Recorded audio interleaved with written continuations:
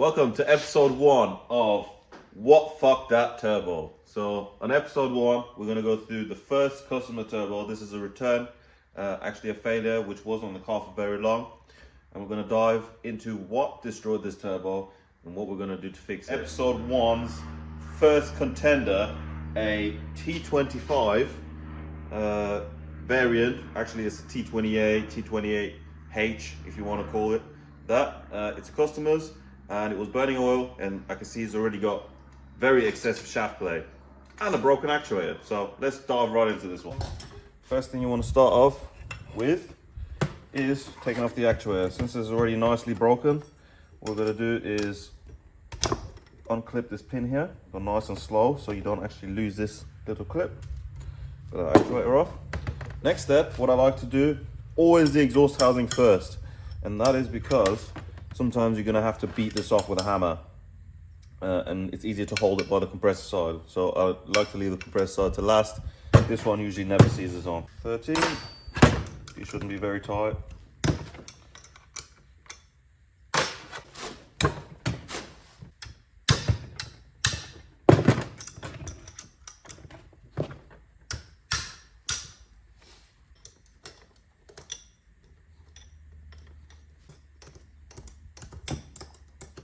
There we go, brackets already fell off nicely. Core will just lift out. You can see, very oily in there. Also, pretty oily on the turbine end. 90-degree needle nose pliers, which I've modified for very large snap rings, because you will snap ring pliers. That goes right in there.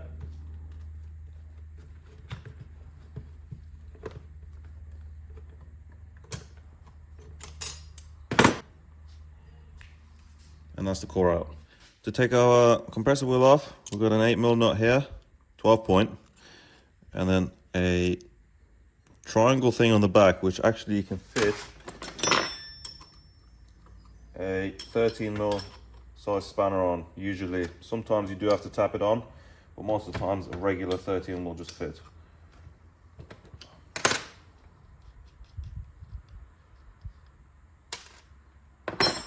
That's the nut loose, and that compressor wheel is stuck on there. Jesus Christ. Okay, if you find yourself in a situation where the compressor wheel is stuck, you can either heat the compressor wheel, or in this case, where we already know compressor wheel is scrap because of, look at that play.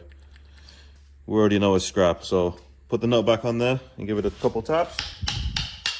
And usually once you tap it a couple times so the shaft slides out, you can usually pull it off just like this. Compressor wheel, no signs of foreign object damage. Can see it's caught the housing, so the edge is nicely lipped. Turbine end seals butted up and actually worn, so I would suspect this turbo had an oil supply issue. It's definitely been burning oil. Once you take the heat shield off and look behind there, that will tell you for sure the turbo's been burning oil. Small snap ring at the front here, which can be a pain in the ass.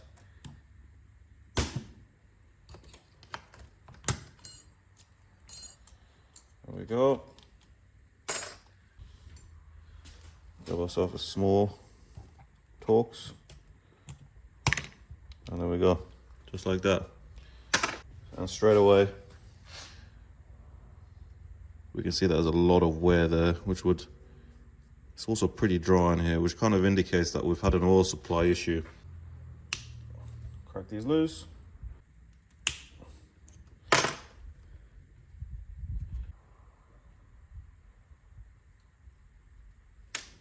Number 3.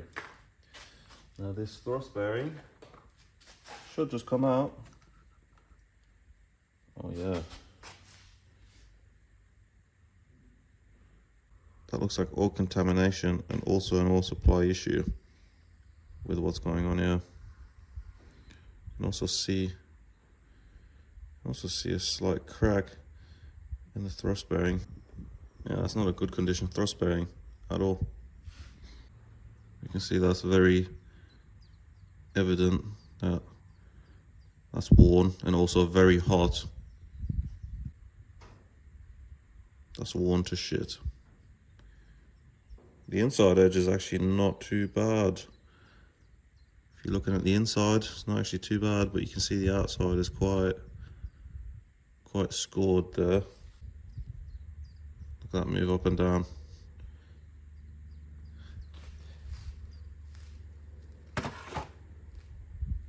Again, same story. Inside looks good. Outside's definitely scored. Really scuffed up in there. I don't even know if the camera will pick it up.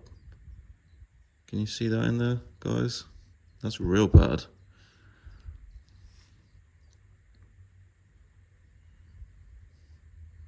I don't know if you can see any of the scoring in there too. So, conclusion is we've had some sort of oil supply issue. Now, I found this very suspicious. This is exactly how I got the turbo. The oil feed is pretty much bone dry. And as you can see, it's not restricted or blocked by anything. That passageway to the first bearing is clear. See that go through there. And we've got another passage here for the journal bearing oil feed. That is also clear. You can see that pick in there. And then we have another rear feed here, which I've got the pick in here as well. That's free as well. So really, this looks like an oil supply issue. And that's what would have damaged this turbo and caused the excess wear on both the bearings and the turbine end seal and shaft. Well, you can see here as well, this was a good condition shaft. You can see when they distort with heat because of oil supply issues, they actually seize and butt together like this and distort. And this is what would have caused it to burn oil. Also, you can see the gap where that seal is moving here. It's very large. That seal should not have that kind of play to move around. So this kind of failure is actually just completely written off the shaft, written off the compressor wheel, written off the entire turbo because of an oil supply issue. Okay, so the results are in. To me, this looks like an oil supply issue into the turbo. It's pretty evident by the wear that's shown to the piston ring seals, how they've deformed with heat and butted up together, and also the wear that is now on the groove of the piston ring. Same with this front piston ring seal. You can really see that's worn away a crazy amount. And you know, it's evident by the bearings on the outside that this shaft was running pretty warm. I suspect that it didn't have a continuous oil supply problem, otherwise we would have seen the shaft be a little more blue, but the shaft still looks to be in okay condition. It's just starting to turn blue just at the tip here. So hopefully you enjoyed the first episode of What Fucked This Turbo, or What Fucked My Turbo, or whatever I'm going to call this series. Hope you learned something. Hopefully next episode is going to have something really interesting, but I guess I'm going to have to leave that to fate to decide. So hopefully you enjoyed. Make sure you tune in for next time. Hopefully you learned something. Peace.